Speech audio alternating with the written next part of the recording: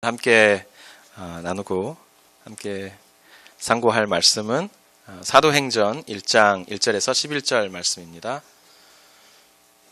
사도행전 1장 1절에서 11절 말씀.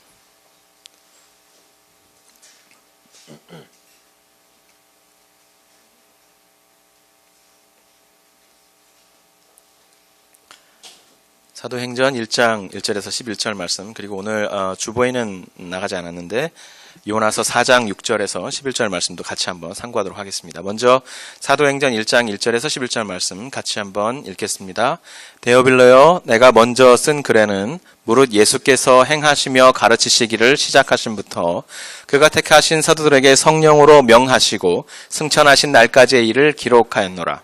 그가 고난받으신 후에 또한 그들에게 확실한 많은 증거로 친히 살아계심을 나타내사 40일 동안 그들에게 보이시며 하나님 나라의 일을 말씀하시니라. 사도와 함께 모이사 그들에게 분부하여 이르시되 예루살렘을 떠나지 말고 내게서 들은 바 아버지께서 약속하신 것을 기다리라. 요한은 물로 세례를 베풀었으나 너희는 몇 날이 못되어 성령으로 세례를 받으리라 하셨느니라.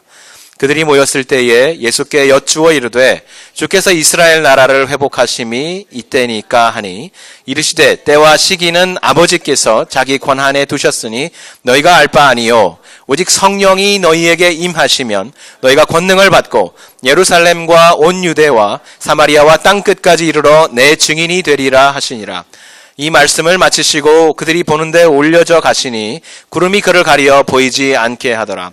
올라가실 때에 제자들이 자세히 하늘을 쳐다보고 있는데 흰 옷 입은 두 사람이 그들 곁에 서서 이르되 갈릴리 사람들아 어찌하여 서서 하늘을 쳐다보느냐. 너희 가운데서 하늘로 올려지시니 예수는 하늘로 가심을 본 그대로 오시리라 하였느니라. 아멘. 네, 요나서 4장 6절에서 11절 말씀 제가 읽어드리겠습니다. 하나님 여호와께서 박넝쿨을 예비하사 요나를 가리게 하셨으니 이는 그의 머리를 위하여 그늘이 지게 하여 그의 괴로움을 면하게 하려 하심이었더라. 요나가 박넝쿨로 말미암아 크게 기뻐하였더니 하나님이 벌레를 예비하사 이튿날 새벽에 그 박넝쿨을 갉아먹게 하심에 시드니라.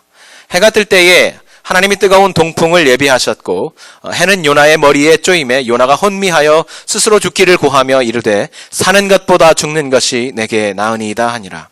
하나님이 요나에게 이르시되 내가 이 박넝쿨로 말미암아 성내는 것이 어찌 옳으냐 하시니 그가 대답하되 내가 성내어 죽기까지 할지라도 옳으니이다 하니라.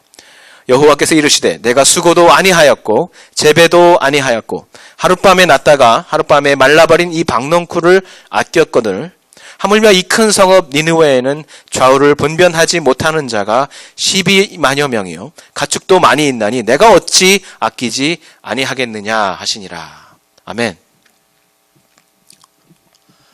오늘부터 사도행전 말씀을 각 챕터별로 나누면서 은혜를 또 한동안 나누려고 생각하고 오늘 첫 장을 들고 섰습니다. 성경에 어떤 책을 강해해야 할까? 지금 우리 복음의 빛 교회의 가장 중요한 말씀은 무엇일까라는 고민을 하다가 우리 복음의 빛 교회가 조금 더 그 교회됨의 본질에 더 깊이 고민하고 그 본질의 회복을 계속해서 추구하면서 자연스럽게 변화를 이루어 나가야 하지 않겠는가라는 마음을 마음속에 품게 되었습니다. 그렇다면 그 교회됨의 본질이라는 것은 과연 무엇이냐라고 저 스스로에게 물어보게 되었죠. 첫째로 마음에 떠오르며 기도하면서 떠오르는 것은 참된 예배의 공동체가 되어야 하겠다라는 생각을 하게 되었습니다. 저희가 요한복음 말씀을 수개월간 살펴보았는데요. 요한복음 4장 23절과 24절에 이렇게 말씀해주고 있습니다. 아버지께 참되게 예배하는 자들은 영과 진리로 예배할 때가 오나니 곧 이때라. 아버지께서는 자기에게 이렇게 예배하는 자들을 찾으시느니라. 아버지는 영과 진리로 참되게 예배하는 자들을 찾으시느니라. 하나님은 영이시니 예배하는 자가 영과 진리로 예배할지니라. 말라기서를 봐도요, 그 가증스러운 예배를 드리는 사람들로 성전이 가득 차 있고 온 시대가, 온 이스라엘 땅이 하나님 앞에 온전하지 못하고 하나님을 경외하지 못하는 자들로 가득 채워진 그 시대에, 바로 그때에 오죽하면 하나님께서 말씀하시기를 누가 그 성전문을 좀 닫아줬으면 좋겠다.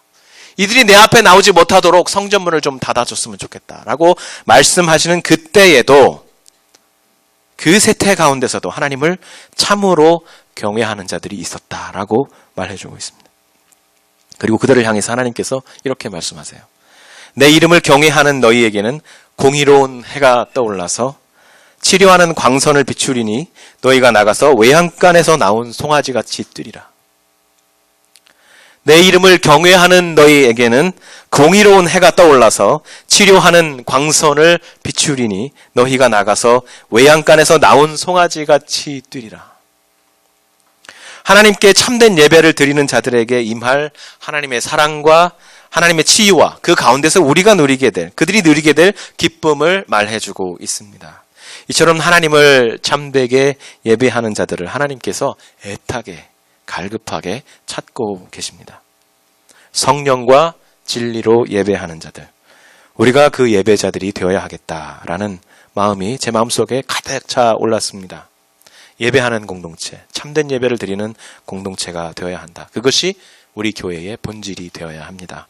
둘째로 마음속에 떠오른 것이 선교하는 교회, 그리고 선교적인 교회가 되어야 하겠다라는 생각을 했어요. 선교 그러면 벌써 마음의 부담이 확 오지 않습니까, 여러분?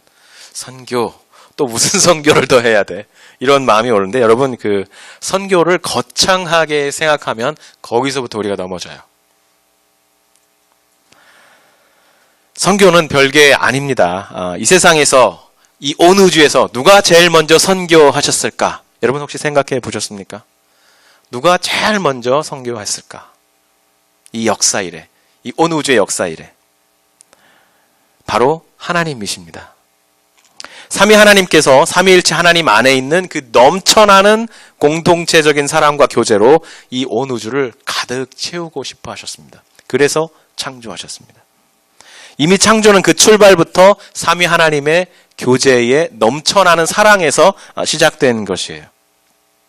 그래서 그 사랑을 겉으로 드러내는, 세상을 향해서 비추어내는, 말 그대로 선교로서의 창조였습니다. 그래서 하나님의 형상, 즉 서로 사랑하고 서로 배려하고 서로를 완벽하게 해주고 존중하고 서로를 위해서 희생하는 그 공동체적인 사랑, 하나님의 사랑을 닮은 그 닮은 꼴들, 그 하나님의 형상들로 이 땅을 가득 채우고 싶으셨어요. 그래서 남자와 여자를 만드시고 그들로 하여금 이 땅을 가득 채우라. 그들 안에 있는 하나님의 형상으로, 그들 안에 있는 하나님의 지혜로, 그들 안에 있는 서로 돕는 하나님의 놀라운 사랑으로 이 땅을 지배하라. 힘으로 지배하라는 것이 아니라 하나님께서 주신 참 사랑과 참 하나님의 형상됨으로 이 땅을 지배하라, 다스리라, 그렇게 말씀해 주신 것입니다. 선교적인 사명을 주신 것이에요. 여러분, 그게 선교입니다. 바로 이 사명의 출처, 하나님 자신이 최초의 선교사이십니다. 그리고 그분의 사명을 받은 아담과 하와, 첫 인류가 모두 선교사였다고 우리는 말할 수 있습니다. 그 하나님이 범죄한 우리를 자기 아들을 보내셔서 다시 구원하시고 다시 회복하신 선교적인 공동체가 바로 교회입니다. 바로 우리 복음의 빛 교회입니다. 따라서 선교는 시작부터 교회의 본질이었습니다. 그리고 시작부터 교회의 사명이었습니다. 그러니까 우리가 이렇게 말할 수 있어요. 거창하게 말할 필요가 전혀 없죠. 교회가 하나님의 뜻에 순종해서 모이면, 세상으로부터 모이면 그것이 예배입니다. 그리고 하나님의 뜻에 순종해서 세상으로 돌아가면 그것이 선교입니다. 그래서 우리는 예배와 선교를 계속해서 반복하는 교회의 참된 본질을 끊임없이 추구하고 그 안에서 우리의 본질이 날로 모일 때마다, 흩어질 때마다 새로워지는 그 교회가 되어야 되겠다라는 기도의 제목을 마음속에 가졌습니다. 그 기도의 제목을 가지고 어떤 말씀을 우리가 나눠야 할까? 어떤 말씀으로 우리가 그 선교의 예배의 본질을 계속해서 되뇌이면서 자연스럽게 말씀이 우리를 Let the word of God transform us 할까? 하나님의 말씀이 우리를 트랜스포머하게 할까라고 고민을 하면서 그 원색적인 이야기가 있는 곳을 찾다 보니까 사도행전 말씀을 찾게 되었고요. 그래서 오늘부터 이 본질적인 교회됨의 메시지, 교회됨에 대한 갈망을 가지고 이 사도들의 이야기, 즉 교회의 이야기를 우리가 한 장 한 장 짚어 나가 보려고 합니다. 여러분 오늘 목회 단상 한번 읽어보셨어요? 네. 10월 마지막 주일에 저희가 이웃 초청 주일을 하기로 결정을 하고 이제 기획을 하고 실천해 나갈 것입니다. 이웃 그러면 여러분 이웃이라는 단어를 딱 머릿속에 생각할 때, 입으로 말할 때 이걸 이제 유식한 말로는 렉시코그래피라고 그러는데 한 단어를 딱 말했을 때 그 단어의 연상 속에 막 떠오르는 그물이 머릿속에 생각이 됩니다. 그물이 있어요. 그것을 의미의 장이라고요. 뜻은 낱말밭이라고 그래요.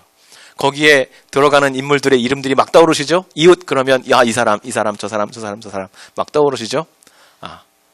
우리가 그 이웃들 중에 하나님께서 가게 하시는 사람을 마음속에 품고 태신자로 삼고 마치 어머니가 마음속에 태아를 10달 동안 품고 기도하고 먹이고 돌보듯이 그렇게 태신자로 품고 기도할 것입니다. 근데 그 이웃이라는 말을 했을 때 떠오르는 사람들이 아마도 여러분의 마음속에 친숙한 사람들일 것입니다. 한 번 이상 본 사람들, 한 번 이상 본 정도가 아니라 아주 익숙한 사람들일 것입니다. 그런데 우리에게 가장 큰 장벽이 되는 것이 그 기존의 관념이에요. 그러다 보니까 하나님께서 만약에 우리에게 익숙하고 친하고 장벽이 없는 사람들, 좀 불편하고 좀 다가서 선뜻 말씀을 전하기에 어려운 사람들이 내 이웃의 범주 안에 있어야 한다면 어떻게 해야 합니까? 우리가 기존에 가진 이 이웃의 이 벽을 잠시 무너뜨려야 돼요. 그리고 다시 그 사람들을 내 이웃의 범주 안에 넣고 다시 울타리를 확장해 나가야 됩니다. 제가 여기다 썼는데 뭐라고 썼냐면, 그래서 저는 한 주간 동안 성령님께서 성도님들의 이웃의 울타리가 허물어지고 새로 세워지길 기도하려고 합니다. 여러모로 괴로운 시간이 될지도 모르겠습니다. 목사가 참 못됐지요. 죄송합니다. 하나님께서 주시는 이웃의 개념들을 기도하면서 다시 세워갈 수 있기를 소원합니다. 오늘의 말씀도 이와 관련이 있습니다. 이와 관련해서 성경을 우리가 읽다 보면요, 성경에는 절대 있지 않을 것 같다라고 생각하는 것들이 간혹씩 들어있습니다. 그 중에 특징적인 두 가지를 꼽자면, 성경에는 이런 건 없을 거야 라고 생각했던 것 두 가지를 꼽자면, 응답받지 못한 기도 또는 거절된 기도, 그리고 또 하나, 성취되지 못한 예언. 성경 자체가 우리가 구약, 신약 그렇잖아요. 그렇죠? 약속이라는 말이잖아요. 그죠? 성취된 약속이거든요. 근데 성경 안에 성취되지 못한 예언, 성취되지 못한 하나님의 말씀, 약속이 있습니다. 한번 살펴볼까요? 응답받지 못한 기도. 의인이 정직하게 드린 기도임에도 불구하고 성경 안에 하나님의 응답, 하나님의 허락하심이 없던 기도들이 있어요. 그 중에 한 가지가 바울의 기도입니다. 바울이 하나님 정말 내 육체에 가시가 있어서 이것 때문에 사역이 방해가 되고 힘들고 제가 디스커리지 됩니다. 좀 제거해 주십시오. 라고 3번이나. 바울이 3번이라고 말하는 것은 그냥 3번 기도했다가 아니라 작정을 하고 금식을 하면서 온 힘을 다해서 기도했다는 뜻이에요. 그렇게 3번이나 하나님 no. 2번째 또 기도했는데 no. 3번째 또 기도했는데 하나님 no라고 말씀하신 거예요. 바울도 대단하죠? 하나님이 클리어하게 no라고 말씀하셨는데 3번이나 기도를 했습니다. 하나님께서 말씀하시기를 내 은혜가 족하도다. 하나님의 은혜가 너에게 콸콸콸콸콸 부어져서 내가 너를 볼 때에 그 은혜의 렌즈로 너를 볼 때에 내가 나에게 만족스럽다. 내가 너를 볼 때에, 바울 너를 볼 때에 나에게 부족함이 없다. 예수 그리스도의 렌즈로 너를 볼 때에 내가 만족스럽다. 그것이면 됐죠. 그렇게 말씀하시면서 no라고 말씀하셨어요. 그리고 정말 중요한 이 세상에서 성경에서 가장 의로우신 분의 가장 정직한 기도가 성경에는 거절되었습니다. 예수께서 겟세마네에서 아버지여 할만하시거든 이 쓴 잔을 내게서 좀 지나가게 해주십시오. 말로는 주님께서 그러나 Not my will, but your will. 나의 뜻대로 마옵시고 아버지 뜻대로 하옵소서라고 고백했지만 그 마음속에 얼마나 괴로움이 있고 소원이 무엇이겠어요? 그 몸이 말하는 소원, 예수님의 몸이 두려움 가운데서 발산해내는 그 기도 제목. 제발 이 정말 쓴 잔, 이 고통스러운 잔을 내게서 비켜가게 해 주시옵소서. 입으로는 주님께서 아르시면서 Not my will, but your will. 아버지의 뜻대로 되옵소서라고 말하지만 그 몸이 막 말하고 있는 거죠. 고통 가운데서, 두려움 가운데서 제발 비켜가기를. 아버지께서 들으셨을까요? 하나님께서? 그 소원을 들으셨으면 우리가 이곳에 있을 수 없습니다. 그 귀한 은혜의 거절하심. 하나님의 은혜의 거절하심이 성경에 있어요. 그것이 우리의 복음의 핵심이죠. 성경에는 또 성취되지 못한 예언도 있습니다. 우리가 요나서를 읽으면서 대했던 예언, 요나의 입에 심어주신 니느웨에 가서 40일 후에 하나님께서 너희를 심판하실 것이다. 너희들을 다 죽을 것이다. 라고 예언하라 그러셨는데 실제로 그렇게 예언했는데 그 예언이 성취되지 않았습니다. 요나는 참 대단한 인물입니다. 하나님께서 그를 부르셨는데 첫 번째 말씀이 그에게 임했을 때 하나님이 부르셨는데 그 부르심과 보내심을 어기려고 아주 모든 자기가 할 수 있는 극단적인 행동을 다 취했습니다. 니느웨에 가서 심판의 예언의 말씀을 전하라. 그랬더니 그가 그 부르심을 회피하고 정반대 방향, 니느웨의 정반대 방향인 다시스로 배를 타고 떠나버렸습니다. 가다가 폭풍우를 만나지요. 오히려 니느웨보다 사람들이 더 영적으로 예민합니다. 도대체 이게 무슨 연고이냐? 도대체 어떤 신을 어떻게 우리가 분노하게 했길래 이 폭풍이 다가온 것이냐 하면서 제비를 뽑았는데 요나가 걸렸습니다. 요나는 하나님께 회개했을까요? 회개하지 않았습니다. 저 때문에 폭풍우가 생겼습니다. 저를 바다에 던지십시오. 무슨 말이죠? 내 목숨을 버릴지언정 제가 주님의 말씀을 듣지 않겠습니다. 라고 말하면서 어깃장을 놓는 것입니다. 그래서 실제 바닷속에 던졌습니다. 그런데 큰 물고기에 삼키웠다가 극단적으로 다시 살아났습니다. 그렇게 우여곡절 끝에 결국엔 하나님의 부르심과 보내심에 억지로 마지못해서 순종하게 되고 니느웨에 가서 심판의 말씀을 전하는 것입니다. 여호와의 말씀이 두 번째로 요나에게 임하니라. 일어나 저 큰 성읍 니느웨로 가서 내가 내게 명한 바를 그들에게 선포하라. 요나가 그 성읍에 들어가서 하루 동안 다니며 외쳐 이르되 40일이 지나면 니느웨가 무너지리라. 이 말씀을 전했는데 분명히 하나님께로 두 번째, 이게 첫 번째 온 말씀과 두 번째 온 말씀이 똑같은 말씀이라고 볼 수 있어요. 40일 후에 가서 그 시점에 40일 후에 무너질 것이다. 회개하라. 라고 말씀을 주셨는데 도망갔다가 다시 두 번째 불러주신 하나님께서 똑같은 말씀을 또 주신 거죠. 40일 후에 하나님의 심판이 있을 것이다. 여러분 이 예언의 말씀이 짧은 예언의 말씀이잖아요. 겨우 한 센텐스잖아요. 그죠? 40일 후에 하나님의 심판이 너희에게 있을 것이다. 니느웨가 무너질 것이다. 여기에 회개를 촉구하는 목소리가 있나요? 없어요. 그죠? 너희가 회개하라가 없어요. 그냥 하나님이 심판하실 것이다. 니느웨의 멸망은 요나가 생각할 때 기정사실이었습니다. 그런데 정말 그럴까라고 생각하면 주로 하나님께서 선지자에게 메시지를 주실 때는 딕테이션이라고 그러죠. 타자기로 치듯이 탁탁탁탁탁탁 해서 한 센텐스를 딱 주고 이대로 가서 읽어라라고 주시는 게 아니에요. 선지자의 마음속에 하나님의 아프고 찢어진 마음을 주십니다. 그래서 요나의 마음속에 그게 도착했던 거예요. 이 한 문장 40일 후에 니느웨가 무너질 것이다 라는 그 센텐스에 하나님의 니느웨를 향한 찢어지는 마음이 담겨서 같이 왔던 거예요. 그래서 요나는 도망을 간 것입니다. 무슨 말이죠? 그 하나님의 아픈 마음이 왔는데 왜 도망을 가죠? 요나는 하나님의 그 마음을 알았기에 자기가 이 센텐스를, 이 간결한 심판을 정하면 분명히 하나님의 사랑 때문에 그럴 가능성이 크진 않지만 이들이 회개하기만 하면 하나님이 용서하실 것이다 라는 것을 알았다는 거죠. 하나님의 그 아픈 마음을 받았기 때문에. 그런데 요나의 마음속에는 이 니느웨가 회개하는 게 싫은 거예요. 니느웨에게 회개할 기회를 주고 싶지 않은 거예요. 그래서 자기가 도망가서 아예 이 말씀을 전하지 않으면 하나님이 그냥 심판하고 없애버리겠지 라고 생각을 하면서 떠난 거죠. 니느웨에게 회개의 기회를 주지 않고 싶었던 요나입니다. 여러분 햄릿 많이들 읽어보셨죠?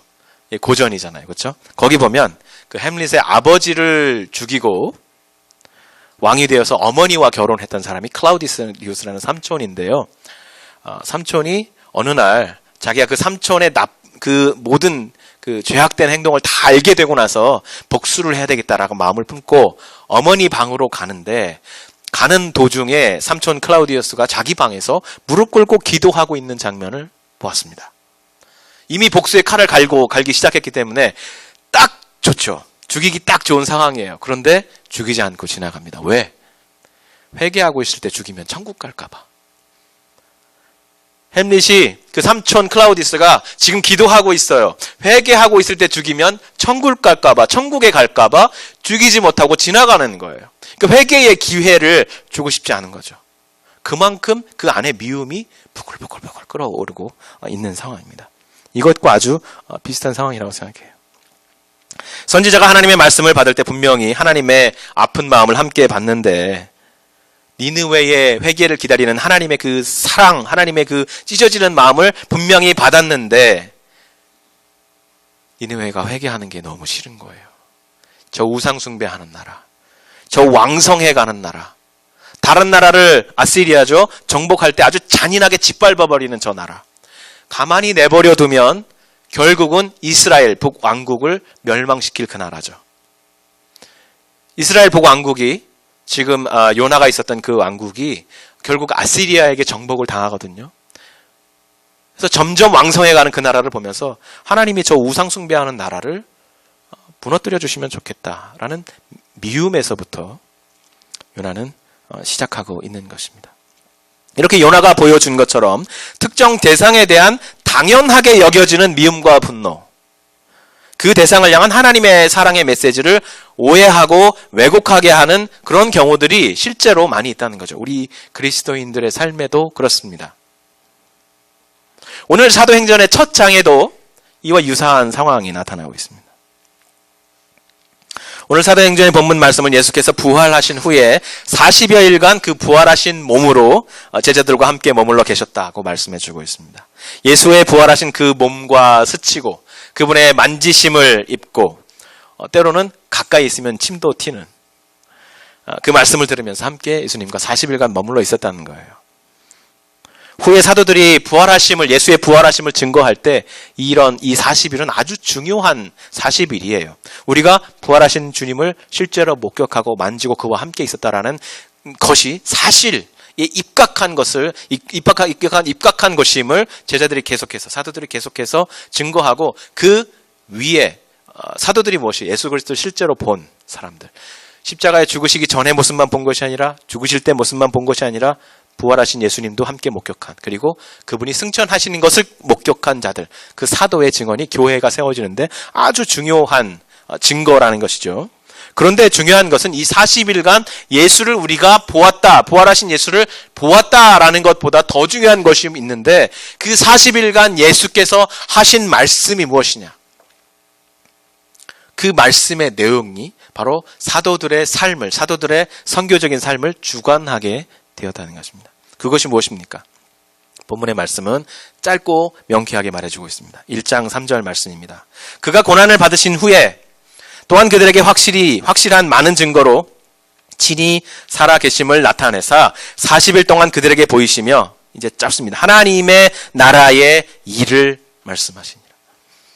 40일간 있었다, 이게 중요한 것이 아니라 그분이 우리 가운데 오셔서 40일간 계셨던 이유가 무엇이냐? 그것은 하나님의 나라의 일을 우리로 하여금 깨닫게 하시고 그 사역을 계속해서 하게 하시려고 하셨던 것이다 라는 말씀입니다.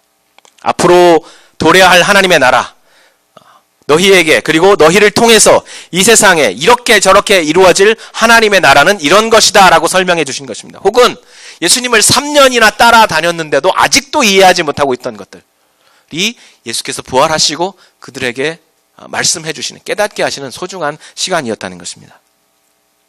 그런데 그 중에는 이제 예수께서 승천하신 후에 제자들이 당장 무엇을 어떻게 해야 할 것인가에 대한 내용들도 구체적인 당부의 말씀도 있었습니다. 4절과 5절 말씀입니다. 사도와 함께 모이사 그들에게 분부하여 이르시되 예루살렘을 떠나지 말고 내게서 들은 바 아버지께서 약속하신 것을 기다리라. 두 가지로 말씀하셨죠. 내게서 들은 바, 나 아들, 하나님의 아들 예수가 너희에게 들려준 것. 두 번째, 아버지께서 직접 약속하신 것. 지금 아들과 아버지를 언급했는데 나오지 않은 한 분이 있죠. 성령 하나님. 그분을 내가 받을 것이다. 요한은 물로 세례를 베풀었으나 너희는 몇 날이 못되어 성령으로 내가 약속하고 아버지가 약속한 그 성령으로 세례를 받을 것이다 라고 말씀해 주셨습니다. 그러니 예루살렘을 떠나지 말고 기다리라. 예수께서 아직 십자가를 지기 전에 사역을 하실 때, 제자들과 함께 동거하실 때에 그들은 이미 성령의 역사들을 많이 체험했습니다. 멀리서 들은 것이 아니라, 누군가 전해주는 얘기를 들은 것이 아니라 그 현장에서 실제로 눈으로 보고 실제로 만졌고 실제로 일어나는 일들을 함께 그 이야기의 주인공이 되어서 살아가고 있었습니다. 그럼에도 불구하고 그들의 경험은 간접적인 경험이라고 할 수 있는데, 왜냐? 그때 성령께서는 예수 위에 머물러 계셨다.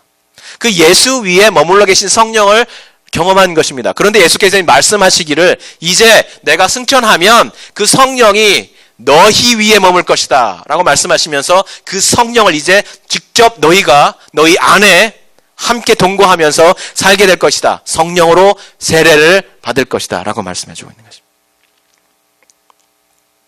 그 성령이 너희 위에 부어질 것이다. 마치 예수께서 요한에게 세례를 받으셨을 때 하늘에서 비둘기처럼 그에게 성령이 임하셨던 것처럼 너희가 바다같이 깊은 성령의 인재 속으로 깊이 잠길 것이다. 마치 요한이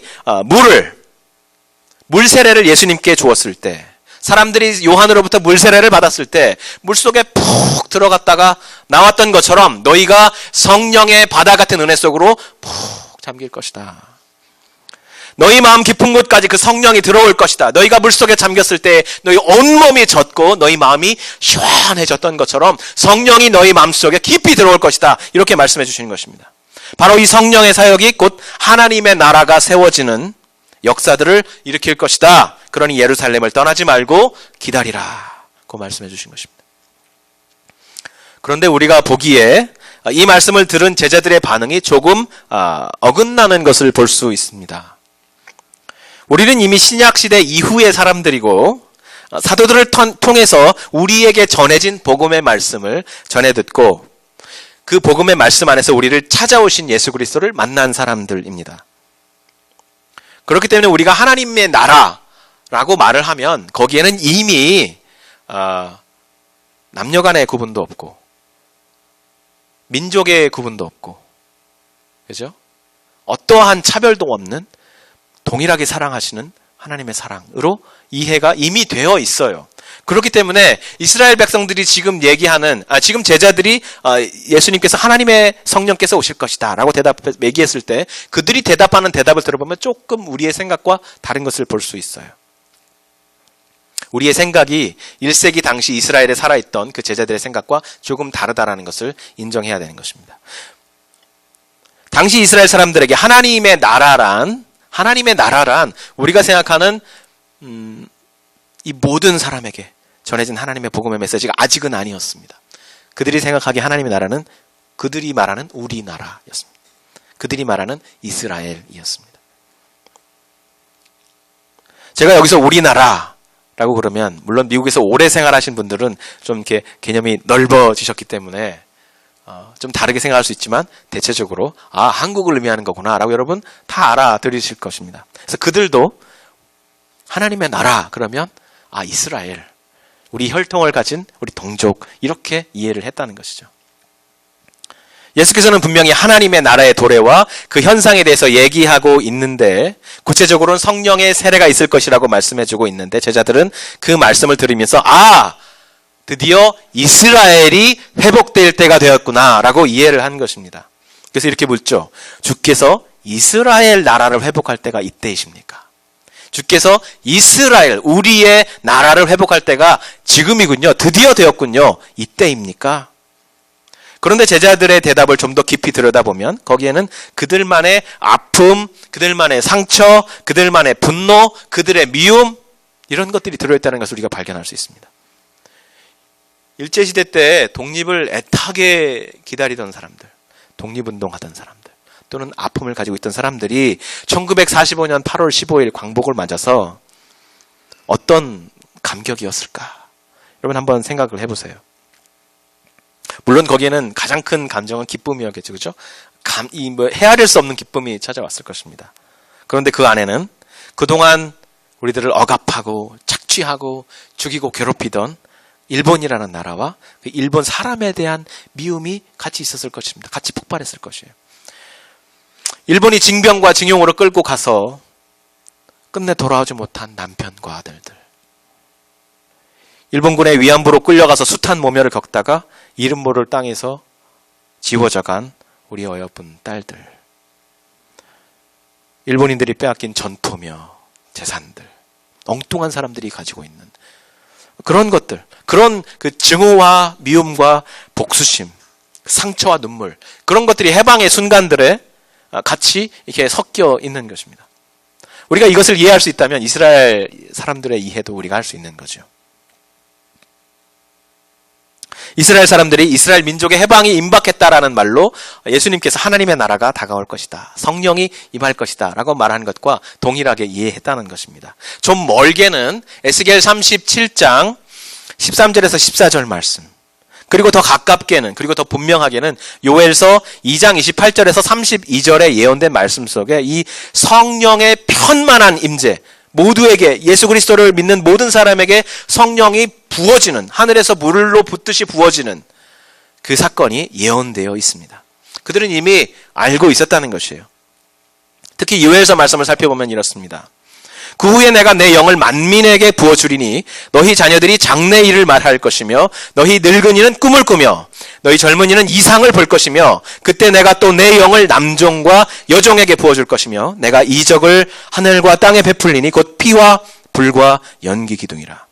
여호와의 크고 두려운 날이 이르기 전에 해가 어두워지고 달이 핏빛같이 변하려니와 누구든지 여호와의 이름을 부르는 자는 구원을 얻으리니 이는 나 여호와의 말대로 시온산과 예루살렘에서 피할 자가 있을 것이며 남은 자 중에 나 여호와의 부름을 받을 자가 있을 것임이라. 이 말씀을 민족의 소망으로 품고 사는 사람들이었습니다. 먼저 소망의 날이 도래할 것이다 라고 말해주고 있습니다. 내 영을 만민에게 부어줄 그때가 되면 성령을 받은 자녀들은 아직 인생의 경험도 없고 삶의 우여곡절도 모르는, 한국말로 하자면 머리에 피도 안 마른 어린 아이들인데 그런 어린 아이들이 소망으로 가득 찬 미래를 예언할 것이다. 앞날을 바라다보고 그때 일어날 소망에 대해서 그 황폐해진 이 삶 속에서 소망을 노래할 것이다, 아이들이. 그날이 되면 아무 소망 없는 것처럼 하루하루를 그저 살아가던, 죽지 못해 살지요라고 말하던 노인들이 성령께서 주시는 하나님의 나라를 꿈꿀 것이다. 그리고 그 꿈 이야기를 젊은이들에게, 그들의 자녀에게, 소망을 잃어버린 그 다음 세대들에게 들려줄 것이다. 하나님의 나라가 도래할 것이다. 내가 꿈에서 보았다. 내가 지금 꿈꾸고 있는 그 나라, 이 나라를 잃어버리지 말아라 라고 말해줄 것이다. 그때가 되면 모든 것이 빼앗기고 황폐해져 버린 이 세상과 사람들을 보면서 절망했을 너희 젊은이들이 절망이 아니라 낙심이 아니라 이제 소망과 회복과 평화의 그 이상을 내다볼 것이다 라고 말씀해주고 있는 것입니다. 이상화에 빼앗긴데라도 봄은 오는가 라는 시를 여러분 혹시 기억하세요? 그러나 지금은 들을 빼앗겨 봄조차 빼앗기겠네. 이 절망의 노래를 부르던 그 시대의 지식인들, 젊은이들. 그러나 성령이 그 젊은이들에게 임하면 회복된 땅, 회복된 봄의 이상을 노래할 것이다. 성령께서 그렇게 할 것이다 라고 이미 요엘서에 약속을 해주셨다는 것이고 모든 이스라엘 사람들이 이 소망을 품고 살아가고 있었다는 것입니다. 그때만을. 그때가 되면 타락 이래로 남자와 여자 사이에 존재하는 차별과 갈등도 없어질 것이다. 다스리려는 욕구와 그 다스림에서 벗어나려고 하는 욕구, 이 균형 있지 않은 욕구를 하나님께서 회복시키시고 이제 처음처럼 서로 돕고 배려하고 희생하고 돌보아주는 그 사랑이 회복되어서 참된 가족 공동체, 참된 교회 공동체, 참된 사랑의 공동체가 회복될 것이다 라고 예언해 주었다는 것입니다. 이 아름다운 소망의 날이 도래할 것을 기다리고 있는 이스라엘 사람들에게 예수께서 이제 성령이 너희에게 성령으로 너에게 세례를 줄 것이다 라고 말했을 때 그들은 이제 이스라엘의 회복의 때가 드디어 됐구나 라고 생각을 했다는 것입니다. 요엘서 말씀에는 이렇게 소망의 날만 말씀해 주고 있는 것이 아닙니다. 여기는 무서운 심판의 날에 대한 징조도 있습니다.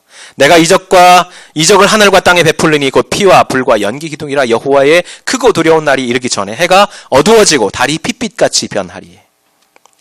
자기 백성을 구원한 하나님의 기적의 사건들은 반대로 하나님을 대적하는 사람들에게는 철저한 심판이 되는 것이죠. 그들이 자랑하던 군대가 괴멸당하고 그들이 만들어 놓은 영광스러운 건물들이 다 무너져 내릴 것이다. 거기에 불이 날 것이다. 연기가 치솟을 것이다. 말씀해 주는 것이죠.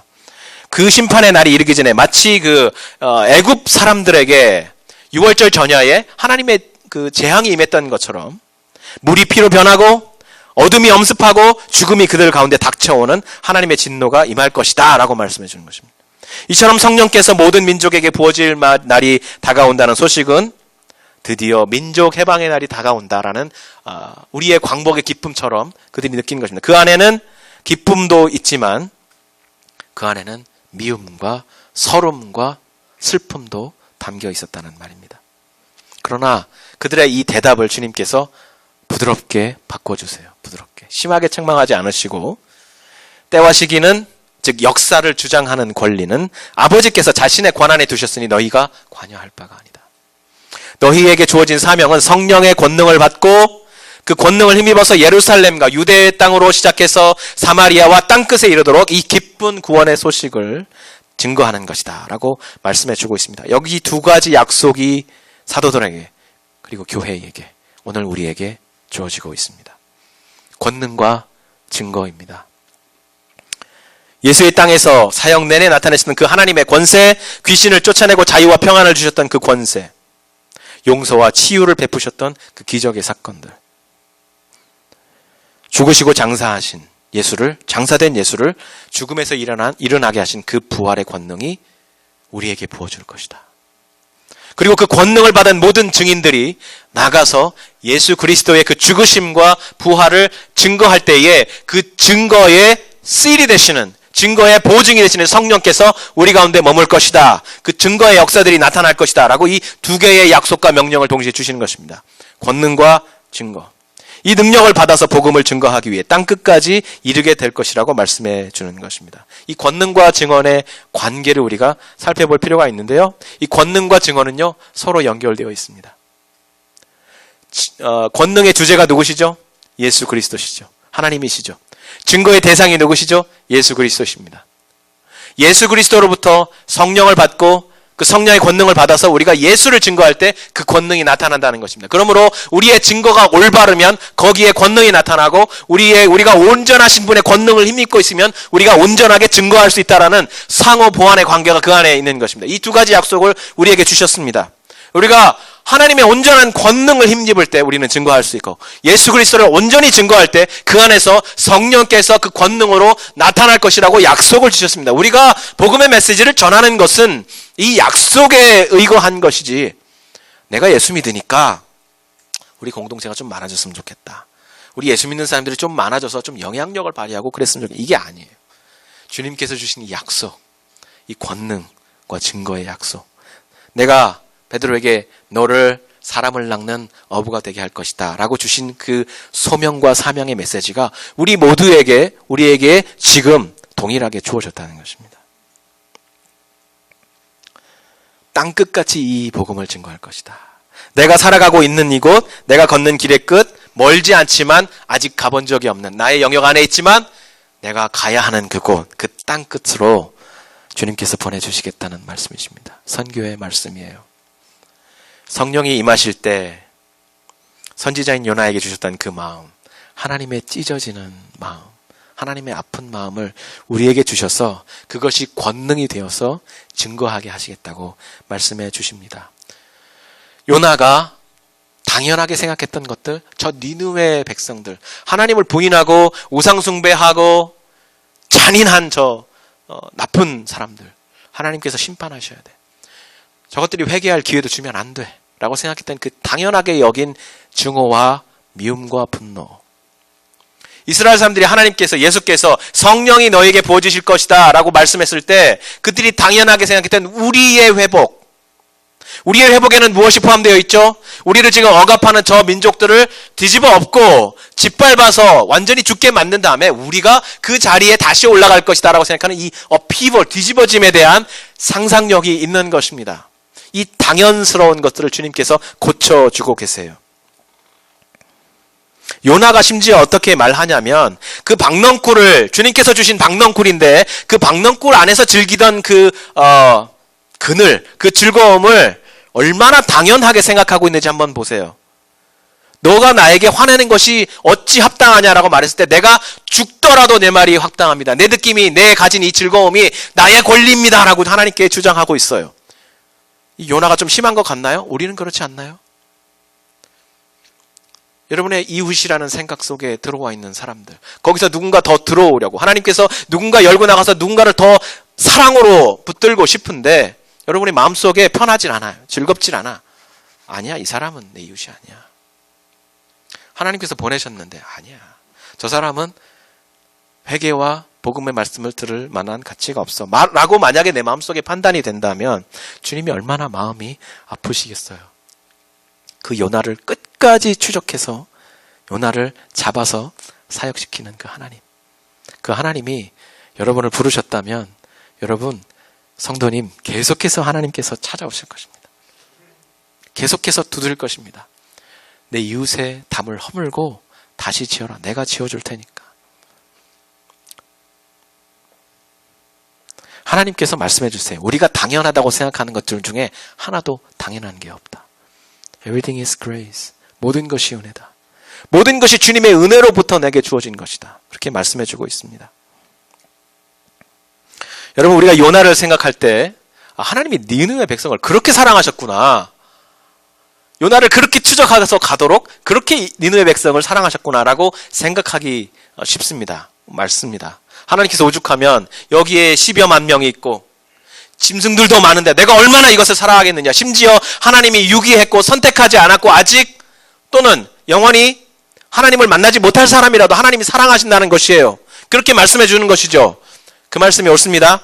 그러나 우리가 한 번 더 생각해 보면 하나님이 도대체 요나를 얼마나 사랑하셔서 선지자들이 세고 셌는데 하필 요나에게 끝까지 가셔서 요나야 네가 해야 돼. 요나야 네가 해야 돼. 내가 너에게 사명을 줬잖아. 너 할 수 있어. 라고 찾아오시는 것일까? 하나님, 저 아니에요. 저 말고 다른 사람 많잖아요. 저보다 훨씬 잘하는 사람 많아요. 그리고 쟤들은요 안 돼요. 그렇게 말하고 있는 우리들에게 아니야, 네가 해야 돼. 너밖에 없어. 내가 너를 택했고 너를 보낸 거야. 하나님의 은사에는 후회가 없다고 했어요.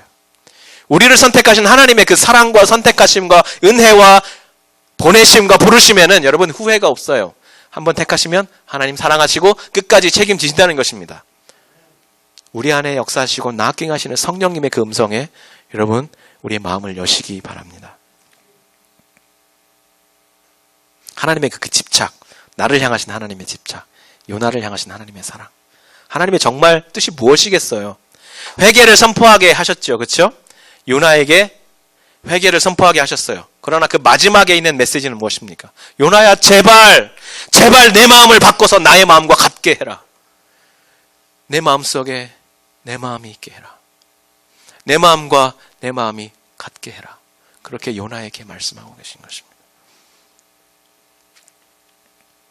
우리가 잠시 기도하기를 바라는데요.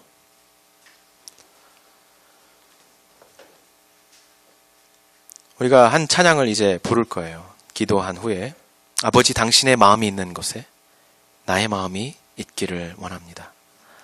아버지, 당신의 눈물이 고인 그곳에 나의 눈물이 고이기를 원합니다. 아버지, 당신이 바라고 있는 그 영혼에게 나의 두 눈이 향하기를 원합니다. 아버지, 당신이 찢어진 마음으로 울고 있는 그 어두운 땅에 나의 두 발이 걸어갈 수 있기를 소원합니다. 내 마음이 아버지의 마음을 알아 내 모든 뜻이 아버지의 뜻이 될 수 있기를, 나의 온몸이 아버지의 마음을 알아 온 몸도 내 마음도 아버지를 알아 하나님의 뜻 안에서 쓰여질 수 있기를 소원합니다. 하나님, 나는 부족한 사람입니다. 주님, 나는 아버지의 마음을 담고 싶은 용기도 능력도 없는 부족한 자입니다. 그러나 주님, 이 시간은 성령님께 내 마음을 열어드립니다. 주님, 내 마음을 변화시켜 주십시오. 하나님의 뜻을 따라서 매번 나와 하나님께 예배하게 하시고, 예배할 때 만난 그 하나님의 성령의 권능으로 말미암아 내 마음이 변화되게 하시고, 주님의 뜻을 따라서 주님께서 가게 하시는 세상으로 걸어갈 수 있도록 주님, 나를 변화시켜 주시옵소서. 당신의 마음, 내 마음 하나 되게 하옵소서. 이제 우리 정직하고 혹은 괴로운 기도를 주님께 드릴 수 있기를 소원합니다. 같이 한번 기도하겠습니다.